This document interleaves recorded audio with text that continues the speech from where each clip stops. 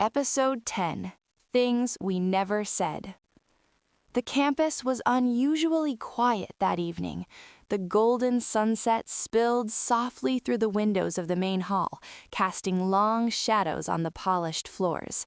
It had been days since the confrontation between Amara and Zayne, and in those days, silence had grown between Zayne and Kiera like a wall neither of them had the words to break through.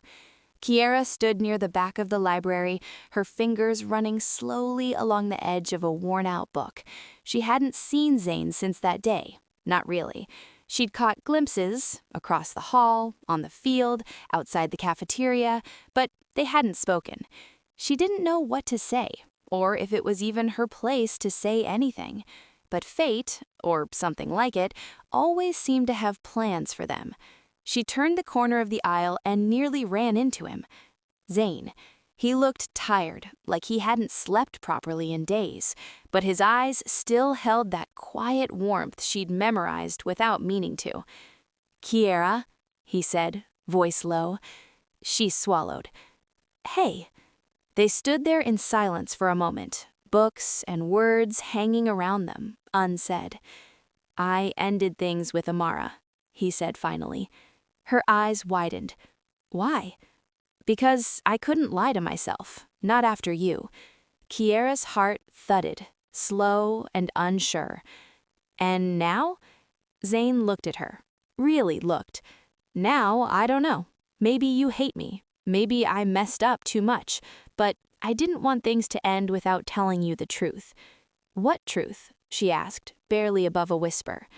"That I fell for you, Kiera. Quietly. All at once." The words sat heavy in the air.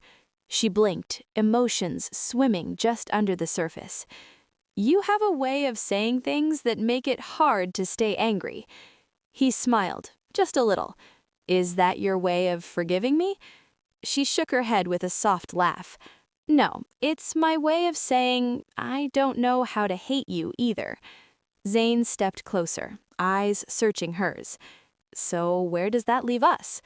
Kiera looked up at him, then past him, at the empty aisle, the quiet space between what they wanted and what they could have. "I think we both need time," she said gently, "to figure out who we are outside of this mess." His face fell just slightly, but he nodded. "I get it."